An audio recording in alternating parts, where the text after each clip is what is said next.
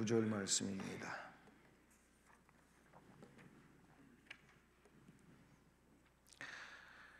데살로니가 후서 2장 16절, 17절 2절 말씀 우리 함께 봉독하시겠습니다. 우리 주 예수 그리스도와 우리를 사랑하시고 영원한 위로와 좋은 소망을 은혜로 주신 하나님 우리 아버지께서 너희 마음을 위로하시고 모든 선한 일과 말에 굳건하게 하시기를 원하노라. 아멘. 할렐루야.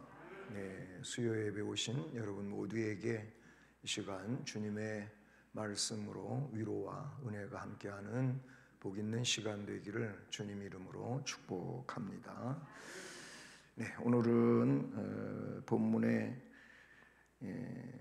그 맨 마지막에 보면 원하노라 이런 말씀이 나오는데 이것은 이제 바울의 소원이라고도 볼 수가 있고 동시에 바울의 소원은 바울의 기도라고도 생각할 수가 있습니다. 그래서 오늘은 바울 사도의 기도 이런 제목으로 말씀을 강해하려고 합니다. 바울 사도의 기도. 바울 사도.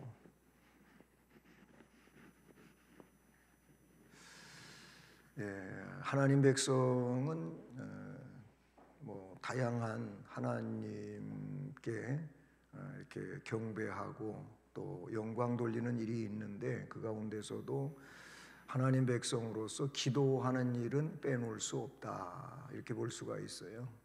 왜 그러냐면 기도는 하나님께서 또는 주님께서 우리에게 명령한 것이고 또 그 기도가 살아있을 때 신앙의 승리가 있기 때문인 것이죠. 기도를 통해서 하나님께 구하기도 하지만 바로 그 기도를 통해서 내 신앙이 활력이 있게 된다고 하는 사실이고 그 바로 기도가 결국 하나님과의 깊은 교통의 내용이 되기 때문이기도 한 것이죠. 말씀드린 것처럼 그래서 본문은 바울 사도의 기도인데 바울 사도도 개인의 기도도 있었을 테고 또 선교를 위한 기도도 있을 것이었고 왜냐하면 그는 늘 선교사로 안디옥 교회 파송을 받아가지고 그렇게 해서 소아시아로 아니면 유럽 땅으로 아니면 또 교회의 모체가 되는 예루살렘으로 이렇게 늘 다녔어요. 성경에 보면 1차, 2차, 3차 전도 여행, 바울 사도의 3차 전도 여행이 나오고 끝에는 이제 로마로 죄인의 모습으로 호송되어 가는데 그거를 선교학자들은 4차 전도 여행이다 이렇게 표현하기도 하죠. 어쨌든 바울 사도는 선교사였어요. 그리고 복음을 전하고 교회를 세우고 그 세워진 교회들에게 지도자를 세우고 하면서 그런 일을 하다가 보니까 바울 사도에게서 기도라고 하는 것은 빼놓을 수 없는 거지요. 왜냐하면 영역을 하나님께로부터 받아야 되고 하나님이 주신 영역을 가지고 또 그 선교 현지에서 교회들에서 잘 증언하고 활용하기 위해서도 기도는 반드시 필요하지요. 목사가 그냥 책상 머리에 앉아가지고 설교 준비하고 그래서 준비된 설교를 그냥 하는 건 아니고 그 설교 준비를 위해서도 기도하고 과정 중에도 기도하고 선포를 앞두고도 기도하고 선포 이후에도 기도를 한다는 말이에요. 저 같은 경우엔 그래요. 이 설교가 하나님의 역사 안에서 준비되어지고 증언되어지고 열매 맺기를 그렇게 그 설교 내용을 가지고 기도를 한다 그 말입니다. 물론 설교를 듣는 분들도 예배를 드리는 분도 기도를 하지 않을 수 없죠. 기도한 만큼 마음은 열려지고 은혜는 받는 것이고 기도하지 않으면 은혜가 나에게 올 수가 없죠. 왜냐하면 문이 안 열리는 이런 상황에서 그것이 나한테 들어올 수가 없는 내용이라고도 볼 수가 있는 것이죠. 지금 데살로니가 교회는 아주 평탄한 상황에 있는 게 아니에요. 데살로니가 교회는 말 그대로 환란이 있었어요. 박해가 있었고, 그 다음에 이 잘못된 재림 사상이라든지 이단이 들어와 가지고, 그래서 복음을 자꾸 전복을 시키려고 하는 거예요. 그 복음을 무너뜨리게 하려고 이단들이 활동을 하고 있는 이런 혼란한 상황이거든요. 이건 뭐 데살로니가 교회만 그런 게 아니고 그 당시에 교회들에는 반드시 복음을 뒤집어 엎으려고 하는 율법주의가 들어오고, 그 다음에 그 지역에 원래부터 있었던 이 샤머니즘이 자꾸 이 복음적 교회를 훼손시키려고 하는 일들이 있었다. 그거는 그때만 그런 게 아니고 기독교회사 가운데 계속 있는 일이에요. 그러니까 오늘날도 이런 일은 있어. 이거는 교회적으로도 있고 개인적으로도 있다. 그래서 어떻게든지 사탄은 교회가 혼란스럽게 만들고 교회를 자꾸 무너뜨리려고 하고 그런단 말이에요. 그 바울 사도의 소원은 뭡니까? 바울 사도의 기도는 뭡니까? 그런 일들이 있지만 기도함으로써 이런 것들을 분별하고 하나님의 뜻이 뭔지, 우리 주님의 뜻이 뭔지, 주님은 어디에든지 교회를 세우기를 원하시는 분으로 나오지, 그러나 사탄은 에덴 동산을 무너뜨렸고, 그리고 교회를 무너뜨리려고 하고 한단 말이에요. 그러나 주님은 마태복음 16장에 지난번에 공부한 것처럼 올바른 신앙 고백자들을 근거로 해서 교회를 세우고, 그 교회는 음부의 권세가 이기지 못한다. 사탄의 권세가 이기지 못하는 교회를 세우신다고 말하고 있어요. 말하자면 환란이 있었다 그 말이죠. 그래서 기도를 드려요. 바울 사도의 기도는 오늘 우리의 기도의 모델이 되기도 하다라는 얘기인데, 그래서 먼저 내용을 통해서 살펴볼 것은 기도의 대상을 우리가 살펴볼 수가 있어요. 기도의 대상. 우리가 누구에게 기도하냐 그 말이에요. 우린 너무 잘 아는 거지요. 하나님 아버지께 기도한다고. 맞아요. 근데 바울 사도는 그 하나님 아버지 16절을 다시 보십시오. 오늘 16절과 17절 말씀인데 그게 하나님 아버지를 수식하고 있는 그런 수식어들을 쭉 우리가 봅니다. 읽어보실까요?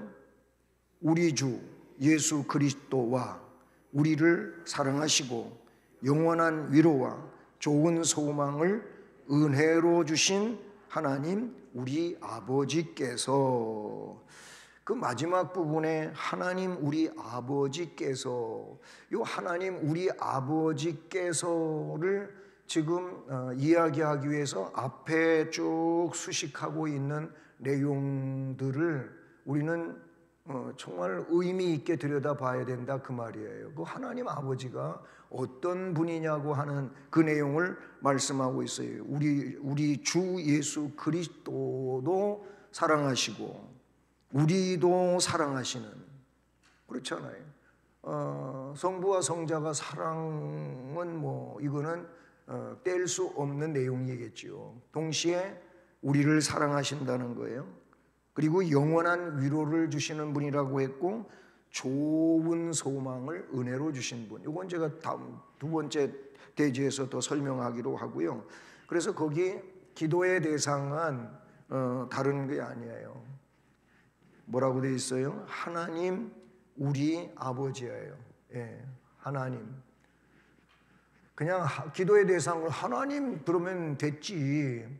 그런데 하나님이라고도 말하면서 그분이 누구냐면은 우리 아버지라고 이렇게 말하고 있습니다. 이 내용은 여기만 바울 사도가 여기에 쓰고 있는 게 아니에요. 이거는 우리 주님이 가르쳐 주신 거예요. 즉 주님, 예수님이죠. 예수님이 어디에서 가르쳐 주셨냐면은 마태복음 6장 9절이죠. 마태복음 6장 9절을 보면 주기도를 이제 가르쳐 주세요. 우리한테 기도를 좀 가르쳐 주세요라고 제자들이 기도 공부를 요청했을 때 기도를 어떻게 하는 것이 모범적인 거냐고 물은 거예요, 예수님한테. 그러니까 우리 방식대로 아무렇게나 막 기도하는 것보다 주님이 가르쳐 주시는 대로 기도하면은 이게 정말 좋은 거 아니겠습니까? 올바른 거 아니겠어요? 그래서 기도를 가르쳐 달라고 제자들이 예수님한테 말했어요. 그랬더니 예수님이 바로 이어서 이제 우리가 잘 알고 있는 주의 기도, 주의 기도라고 그러죠. 주기도문 우리는 그렇게 명칭을 붙이기도 하는데 정확한 내용은 주의 기도예요. 주의 기도. 근데 그 6장 9절에 처음 이야기할 때 뭐라고 했어요? 하늘에 계신 우리 아버지요. 이렇게 기도를 시작을 하라고 했어요. 하늘에 계신 우리 아버지. 여기서 하늘이라고 하는 것은 그냥 우주 공간만을 막연하게 이야기하는 그런 내용이 아니에요. 어떤 그 범신론적인 사상에서 그냥 저 높은 하늘에 있는 하나님 그런 의미가 아닌 거예요. 이 하늘에 계신 우리 아버지라고 하는 이 내용 아래는 우리가 주기도문을 공부해 보면 알겠지만은 여기에는 영원하시고 우리 하나님 속성을 그대로 담고 있는 거예요. 그리고 창조하시고 섭리하시는 하나님을 말하는 거예요. 그럼 다시 말하면 하늘에 계신 우리 아버지요, 이 말은 하나님은 주권자이십니다. 그 말이에요. 하나님은 모든 것의 주인이십니다. 그런 말이에요. 그거를 말하는 거예요. 그러니까 높으실 뿐만 아니라 모든 것을 알고 계시고 모든 것을 듣고 계시고 모든 것을 다스리고 계시고 모든 것을 심판하시는 그런 절대 주권자라는 거예요. 하나님 우리 아버지. 자, 그런데 여기서 우리 아버지를, 하나님은 우리 아버지가 되는 거예요. 하늘에 계신 우리 아버지요. 주의 기도에도 그렇게 나온단 말이에요. 이 우리 아버지라고 하는 내용을 여러분 잘 보세요. 이제 우리가 내 개인적으로 기도할 때는 하나님을 나의 하나님이라고도 말할 수 있고 또 나의 여호와라고도 말할 수 있어요. 나 개인적으로는. 여러분 각자도 마찬가지예요. 나의 하나님, 나의 여호와. 다윗도 그랬잖아요. 나의 힘이 되신 여호와요. 내가 주를 사랑하나요. 개인적 고백이라는 말이에요. 그게 나의 할 수 있어요. 그러나 우리라고 하는 이 복수는 나와 또 다른 사람과 함께하고 있음을 말하는 거죠. 여기서 우리라고 하는 것은 뭐예요? 지금 예수님이 제자들에게 하늘에 계신 우리 아버지요 이렇게 했을 때는 지금 제자들을 놓고 볼 때에도 하나가 아니라는 말이에요. 제자들 12명이 있다라고 합니다. 그러면 12명 그들의 아버지 하나님이란 말이에요. 이 우리라고 하는 것은 그런 의미에서 보면은 다른 게 아니에요. 교회를 말하는 거예요. 교회가 뭐예요? 거룩한 부름을 받아서 멸망으로부터 불러냄을 받고 빼냄을 받고 건짐을 받아가지고 모여 있는 공동체가 교회라는 거예요. 그래서 많이 들어보셨지만 교회의 헬라어는 에클레시아, 그러니까 무엇으로부터 레시아, 불러냄을 받았다 그 말이에요. 그러니까 이렇게 불러냄을 받았으니까 멸망에서 어디로? 구원으로 이렇게 생명으로 불러냄을 받았어요. 죄에서 의로 불러냄을 받았어요. 그리고 이 불경건함 속에서 경건함으로 불러냄을 받았어요. 그래서 거룩한 무리가 된 거예요. 그러니까 세상 속에 있지만 우리가 불러냄을 받았다고 세상에서 건져내져 가지고 좀 다른 세계가 있는 건 아니잖아요. 우리가 살고 있는 세계가 다른 세계는 아니에요. 그냥 세상이에요. 그런데 거기에서 불러냄을 받았다고 할 때 세상 속에 있지만 뭐가 있어야 되냐면은 하나님 백성으로서 구별이 있어야 되는 거예요. 구별이. 그게 다른 거예요. 어쨌든 우리 아버지라고 할 때 이 우리는 지금 우리 상태를 말하면 되는 거예요. 하나님은 우리 아버지이십니다. 우리의 아버지셔요. 아까도 얘기했지만 개인적으로 기도할 때는 나의 여호와, 나의 아버지, 나의 주님 이렇게 할 수 있지만 여기 나와서 기도할 때는 거기서 나의 아버지 이러면 안 돼요. 왜냐하면 이 교회를 대표해서 기도하기 때문에 뭐라고 해야 된다고요? 우리 하나님 아버지, 뭐 여호와를 붙인다면은 우리 여호와 하나님, 우리예요, 우리. 그러니까 대표자로 할 때에는 반드시 나의 여호와가 아니에요. 나의 하나님, 나의 여호와가 아니란 말이에요. 함께 대표로 할 때는 반드시 우리라고 해야 된다는 말이에요. 이게 맞다 그런 얘기예요. 자, 그런데 기도의 대상은 우리 바울 사도도 본문에서 우리 하나님, 우리 아버지께서 이렇게 말하고 있다고 하는 거예요. 그렇습니다. 우리 기도의 대상은 하나님, 우리 아버지라는 거예요.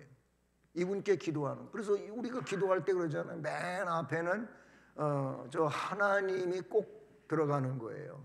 근데 이제 여러 가지로 우리도 수식하잖아요. 오늘날까지 우리를 지켜주시고 인도해 주시고 보호해 주신 은혜로우신 하나님 아버지, 이렇게 길게 수식을 할 수도 있고, 그렇잖아요. 사랑의 아버지 하나님 하고 할 수도 있고, 하나님 아버지 이렇게 짧게 할 수도 있고, 맨 앞에 기도에는 반드시 하나님 아버지를 넣는단 말이에요.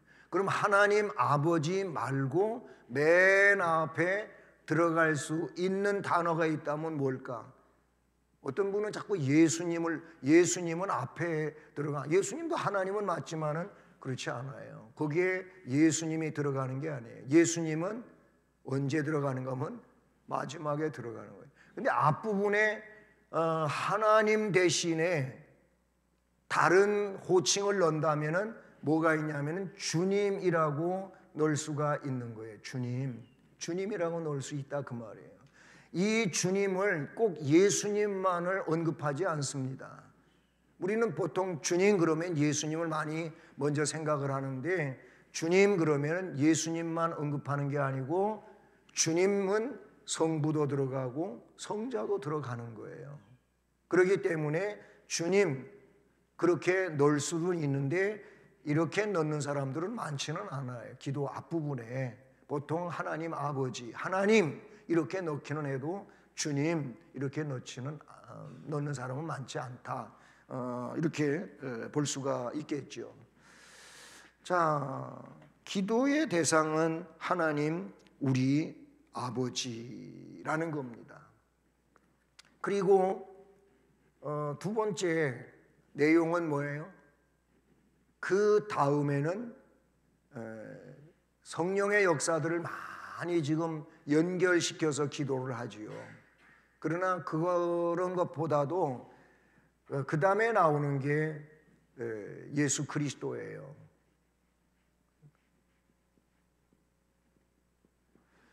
이 예수 그리스도는 기도의 마침 부분에서 우리는 나오게 되죠. 그렇죠? 기도의 마침 부분에서 나와요. 예수 그리스도의 이름으로 기도드립니다. 그러잖아요. 근데 많은 분들이 그냥 그리스도는 이제 언급할 때도 있고 안 할 때도 있고 그냥 예수님 이름으로 기도합니다. 예수님 이름으로 기도합니다. 그것도 뭐 틀리지는 않아요. 맞아요.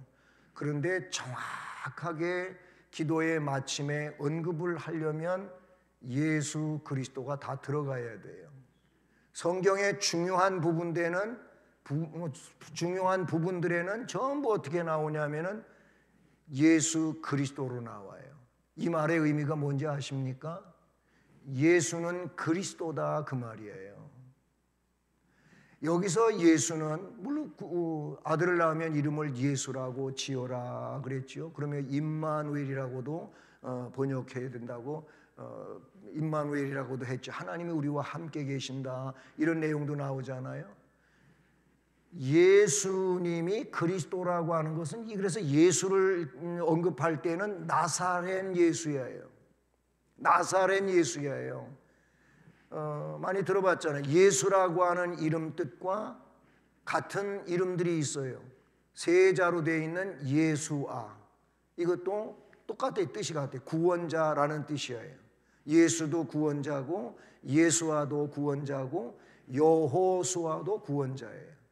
그래서 그 이름들은 전부 뜻이 같은데 구원자라는 뜻이죠. 구원자라는 뜻이에요. 그런데 누가 그런 거냐면은 나사렛이에요. 나사렛. 뭐 우리 성경에 나사렛이라고 나오지만은 좀 더 원어에 가까운 것은 나자렛이라고 그렇게 원어에서 읽을 수가 있겠죠.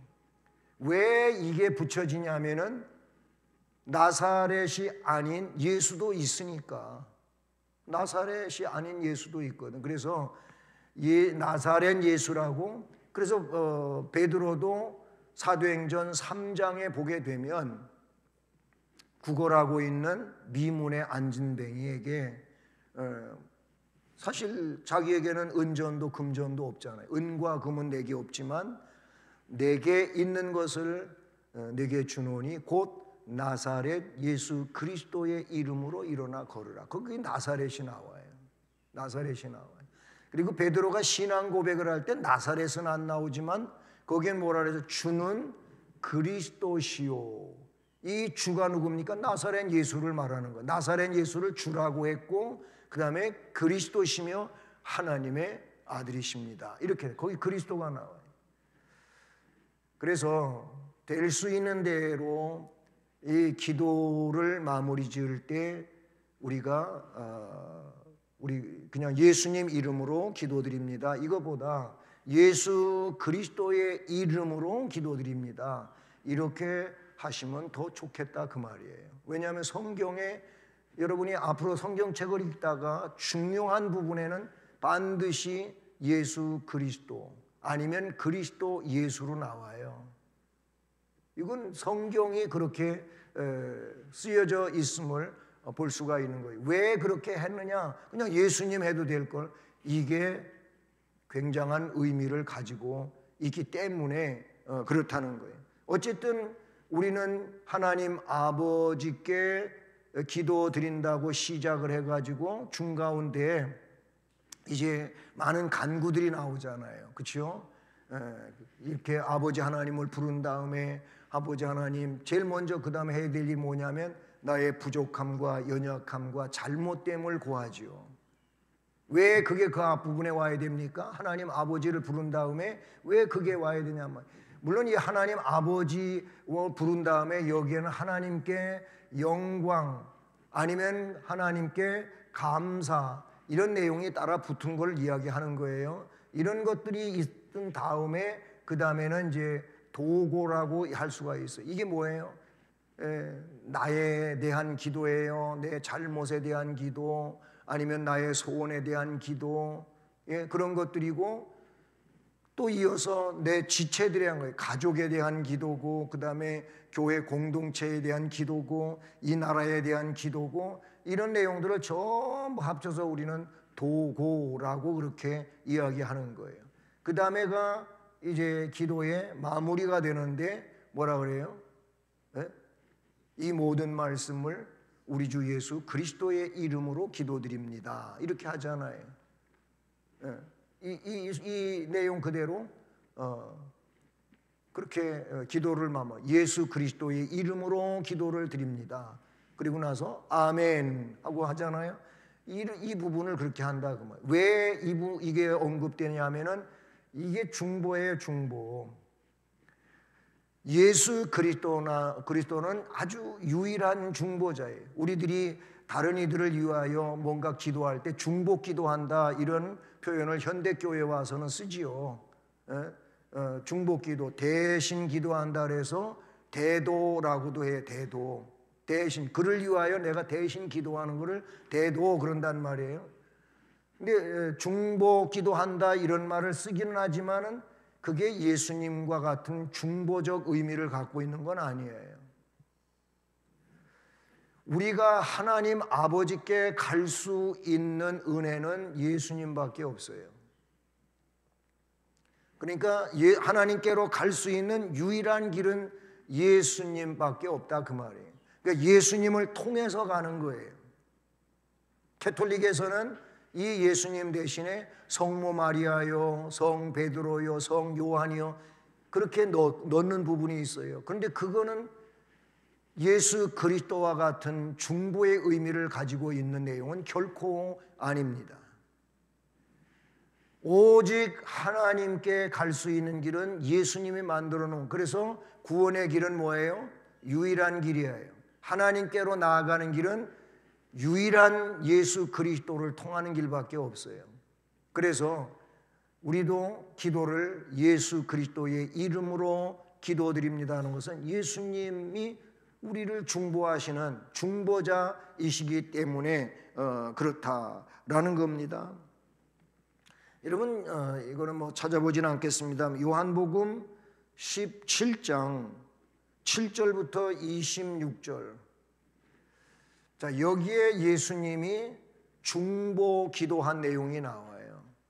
예수님이 실제로 우리를 위해서, 제자들을 위하여 중보한 기도 내용이 여기에 나오고 있는 걸 봐요.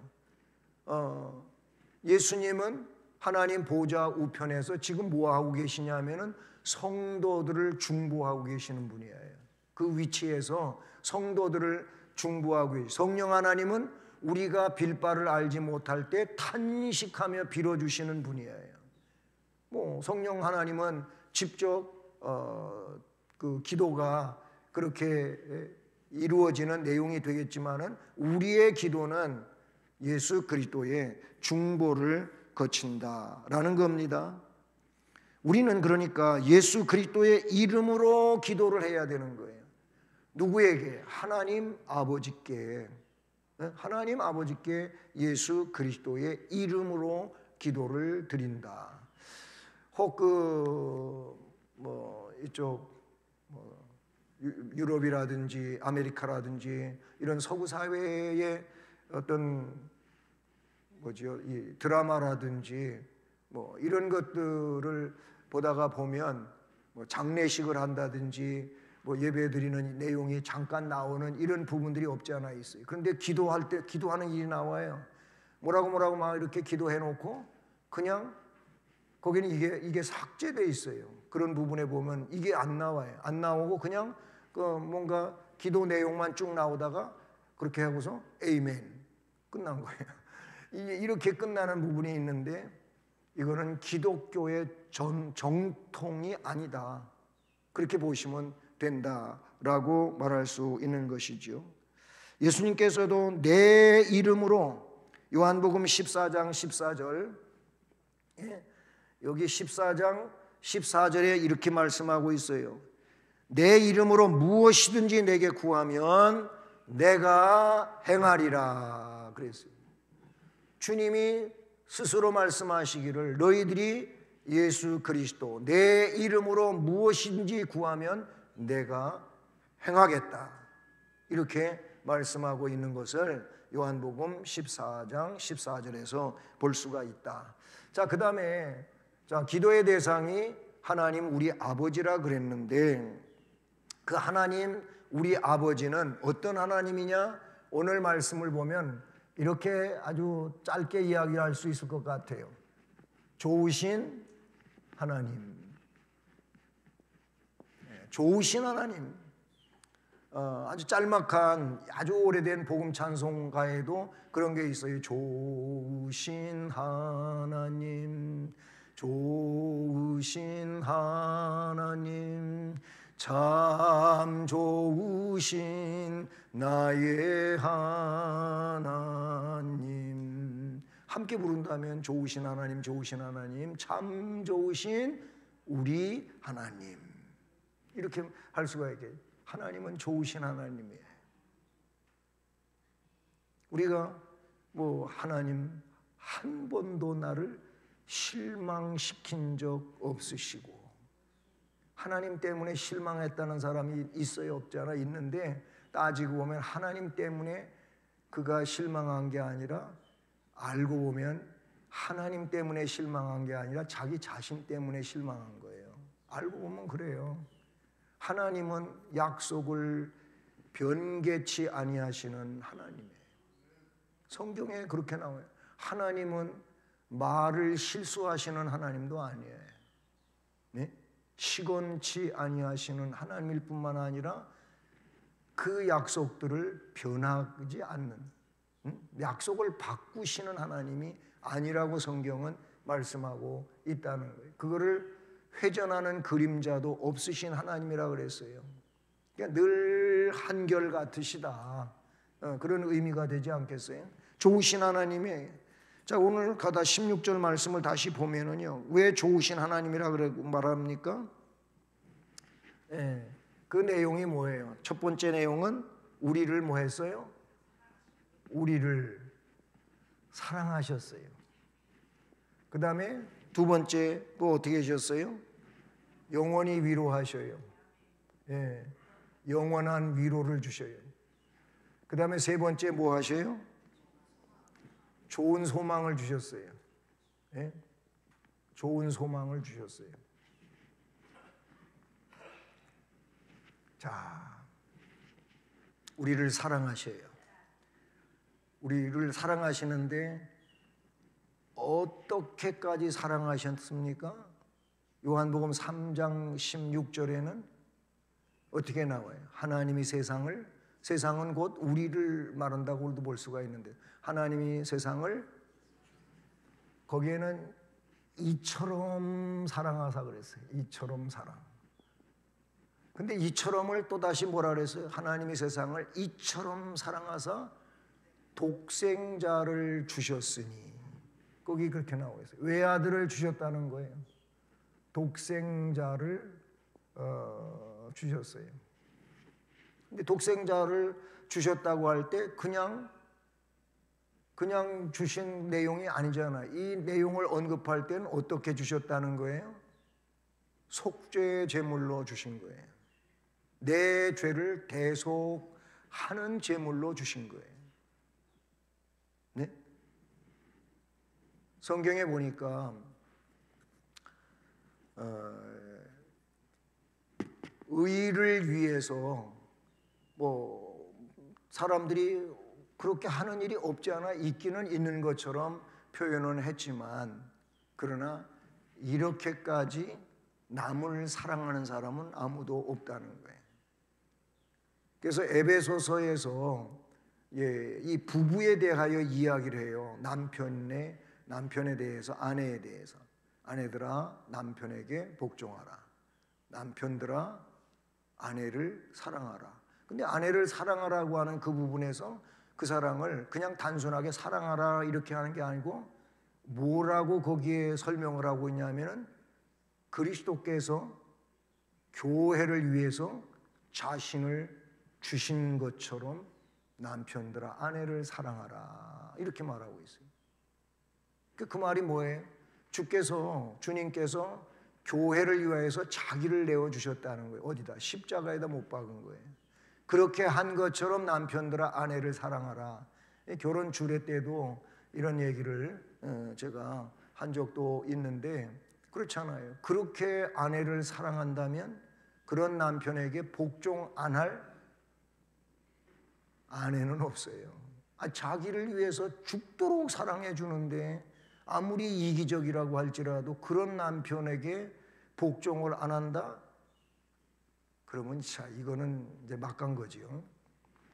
어쨌든 우리를 사랑하시는 하나님, 독생자를 내어 주셨어요. 우리를 위해서 이 땅 위에 속죄 제물로 오셨다 그랬어요. 섬김을 받으러 온 것이 아니고 다 내주려고 왔다. 내 목숨까지 내어주려고 왔다. 그래서 너희들을 속죄시키려고 왔다. 그렇게 주님은 말씀하시지 않았습니까? 이런 사랑, 우리를 이런 사랑을 베풀어 주시는 우리 하나님이 좋으신 하나님이 아니면 도대체 뭐게 있어요? 네? 좋으신 하나님이시죠. 너무너무 좋으신 하나님. 그 다음에 말씀해 보니까 위로를 주셔요. 위로를 주셔요. 위로를 주시는데 그냥 잠깐 위로하고 마시는 분이 아니고 뭐라고 돼 있어요? 영원한 위로를 주셔요. 우리는 위로가 필요한 사람들이잖아요. 세상에서 찢기고 터지고 곪고 자, 세상 속에서 사실 우리는 그래요. 그런 자들이기 때문에 위로가 필요해요. 현대 사회는 더더욱 그런 것 같아요.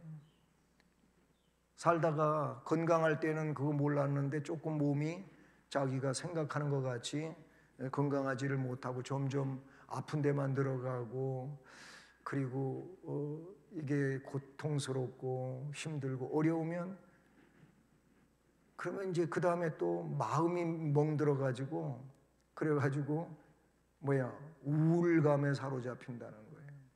얼마 전에도 어떤 집사님 와가지고, 집사님이 그렇다는 게 아니라 가족 중에 누가 그렇다는 거예요. 그래가지고 우울감에 빠져서 걱정스럽다는 거예요.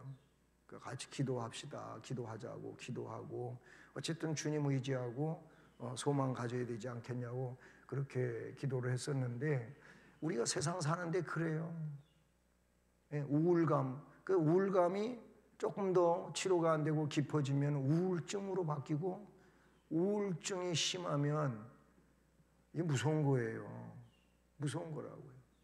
어제 그 뉴스에 잠깐 보니까는 우리나라 2024년도 치매 환자가 600만 명이 된다고 그런 이제 수치가 나왔어요. 치매 환자가 600만 명이 되는데 우리나라가 24년도에 올해, 이게 여러분 600만 명이라고 하는 숫자가 작은 숫자입니까? 네? 참 이게 무서운 거잖아요. 어떻게든지 이런 어려움에 빠지지 않기 위해서 우리가 이 정신건강 관리를 잘 해야 되는데, 이게 뭐 내 마음대로 잘 되는 건 아니지만 그렇잖아요. 그러나 하나님을 잘 섬기고 우리가 성경 말씀을 읽고 그저 묵상하고 암송하고, 그리고 자꾸 그런 것들을 글씨로 쓰고 그 다음에 또 자꾸 뭐 하나 둘 세보기도 하고 운동도 햇빛 보면서 자꾸 캄캄한 데 가서 가만히 앉아 있으면 사람이 그렇게 돼요. 그러니까 자꾸 햇빛을 보고 움직이시란 말이죠. 나이가 들어갈수록. 얘기가 좀 다른 데로 길어졌는데요. 참 위로가 필요해요, 오늘날. 근데 우리가 영적으로는 더더욱 그래요. 이게 일반 세상적인 의미에서도 그러하지만 영적인 면에서는 더더욱. 왜 그러냐면은 사탄의 공격은 너무나도 세요. 사탄이 우리를 해롭게 하고 우리에게 정말 마음에 아픔을 갖게 하고 하는 이런 일들은 너무 많은 거예요. 그래서 참된 위로가 필요한데 하나님께만이 영원한 위로가 있어요. 좋으신 하나님이 주시는 이 위로는 영원한 위로예요. 주님은 그랬어요. 너희가 세상에서 환난을 당하지만 담대하라. 내가 세상을 이겼지 않느냐? 그거 내 안에 있으면 너희들 문제 안 돼. 그러셨어요. 그리고 내가 너희에게 평안을 주노라. 내가 주는 이 평안은 세상에서 얻을 수 있는 게 아니다. 하나님 나라로부터 오는 것이다. 그걸 내가 너희들에게 주겠다. 평안하라. 평강이 있을지어다. 이런 말씀들은 다 주님이 선포하시고 선언하신 것들이에요. 영원하다고 하는 것은 여기서부터 어디까지 가는 거냐면 하나님 나라까지 가는 거예요. 지금만 있는 게 아니고 지금서부터 언제까지? 하나님 나라까지. 시편에도 보니까 하나님께서 우리를 지켜주시는데 이제부터 영원까지로 나와 있어요. 하나님 백성을 하나님이 그렇게 지키신다. 이런 위로가 있어요. 위로가. 우리를 위로하셔서 그 위로를 받은 우리로 하여금 또 고린도서에 보니까 다른 사람들을 위로하라고 위로를 주신다고 나와 있어요. 그러니까 하나님으로부터 이 영원한 위로를 받아가지고 우리는 그 위로를 받은 자로서 그렇지 못한 자를 어떻게 해야 되겠어요? 위로해 줘야지. 위로해 줘야지. 위로해 줘야 돼. 하나님은 이렇게 우리를 사랑하시고 이런 영원한 위로를 주시니까 좋으시고, 무엇보다도 좋은 소망을 주셔요. 이 말을 보면 소망은 소망인데 좋은 소망도 있지만 반대로 안 좋은 소망도 있는 거예요. 안 좋은 소망도 있는 거예요. 안 좋은 소망은 뭐겠습니까? 결국 좋으신 하나님이 주시는 게 아닌 그런 소망을 가지고 있으면 안 좋은 소망이죠. 좋지 않은 소망은 하나님이 주신 소망이 아닌 것은 결과적으로 내가 그냥 내 임의로 가졌거나 아니면 세상이 품게 하는 그런 내용일 수밖에 없어요. 우리는 좋으신 하나님으로부터 받은 좋은 소망을 가져야 될 줄로 믿는 것입니다. 네? 그래요. 하나님은 이렇게 우리를 사랑하시는 하나님이고 영원한 위로를 주시는 하나님이고 좋은 소망을 이런 것들을 어떻게 주셨다고 그랬어요? 말씀해 보니까 은혜로 주셨다고 그랬어요. 은혜로. 네? 은혜로 주셨어요. 그렇습니다. 네? 우리를 사랑하시고 영원한 위로와 좋은 소망을 은혜로 주신 하나님 우리 아버지께서 아멘. 은혜로 주셨어요. 이 은혜가 여러분 속에 언제나 함께 하시고 그냥 조금만 있는 게 아니고 충만하시기를 바랍니다. 네. 자, 그리고 나서 세 번째로 뭘 이야기하고 있습니까? 기도의 내용이 17절에 나오고 있어요. 기도의 내용. 네, 바울 사도의 기도의 내용이다 그 말이에요. 데살로니가 교회를 위한 바울 사도의 기도의 내용. 17절 읽어봅니다. 너희 마음을 위로하시고 모든 선한 일과 말에 굳건하게 하시기를 원하노라. 아멘. 자, 여기 아까 위로의 하나님이 나왔는데 세 번째 먼저 언급되게 되는 것이 뭐냐? 너희 마음을 위로하시고 그 말이 나와요. 너희 마음. 너희 마음을 위로하시고 그 다음에 두 번째 내용이 뭘로 나옵니까? 모든 선한 일과 말에 굳건하게 하시기를 원하노라. 거기 보면은 모든 선한 일, 그 다음에 말 이렇게 되어 있어요. 자, 우선 이 너희 마음을 위로하시고 우리를 사랑하시고 영원한 위로를 주시고 좋은 소망을 주시는 그 하나님 아버지께서 너희 마음을 위로하시고 이 너희가 누구이겠습니까? 여기 너희는 다른 사람들이 아니에요. 이 너희는 올바른 신앙을 위해 분투 노력하는 자예요. 그냥 아무나 여기에 해당되는 게 아니에요. 올바른 신앙을 위해 분투 노력. 이 너희는 다른 너희가 아니에요. 데살로니가 교회 중에 올바른 신앙을 위해서 분투 노력하고 있는 너희예요. 오늘날도 마찬가지예요. 제가 그 주일 예배, 오전 예배도 오후 예배는 주일날은 예배 마치면서 축도를 하지요.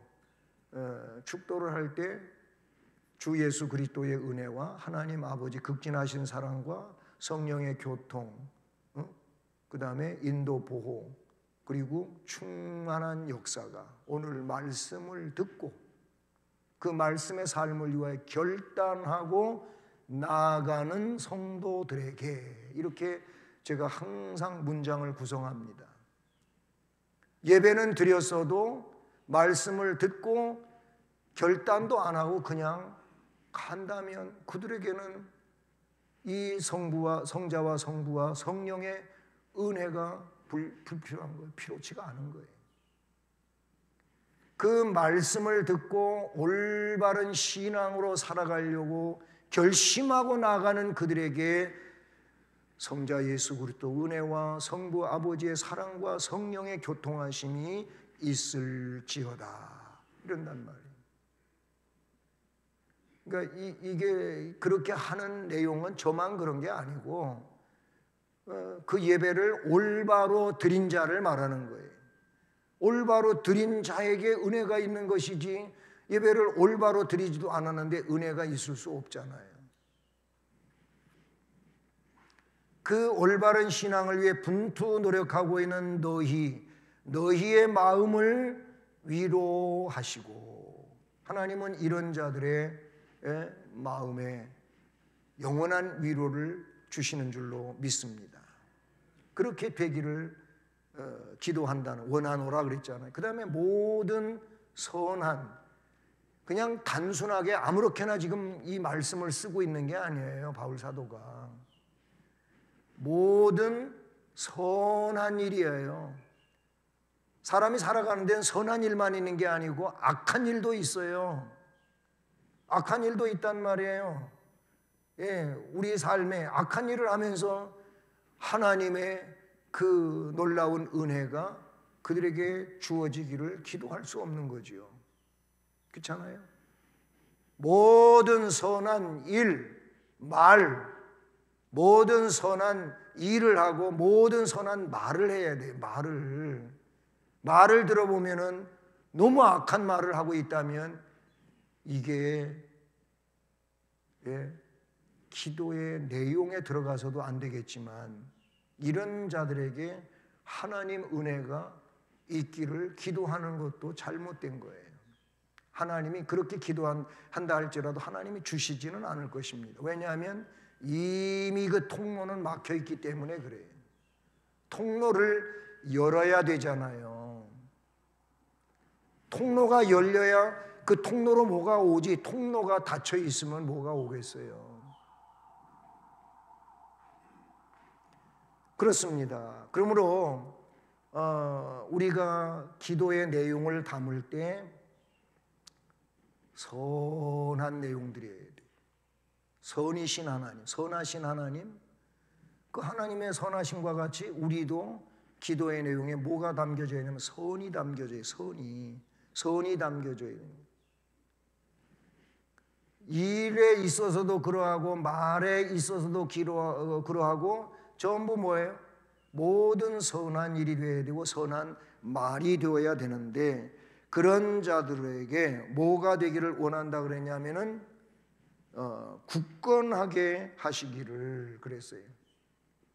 굳건하게 하시기를 원하노라.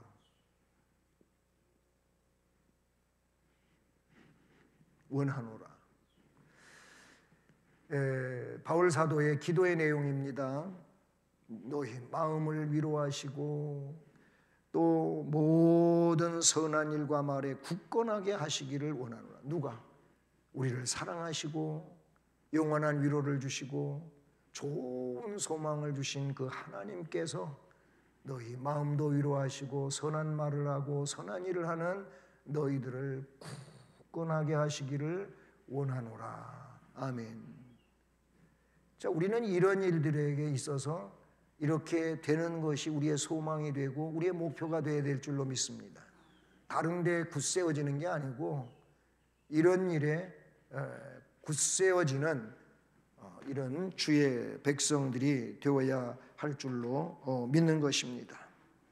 모쪼록 좋으신 하나님께서 여러분 심령의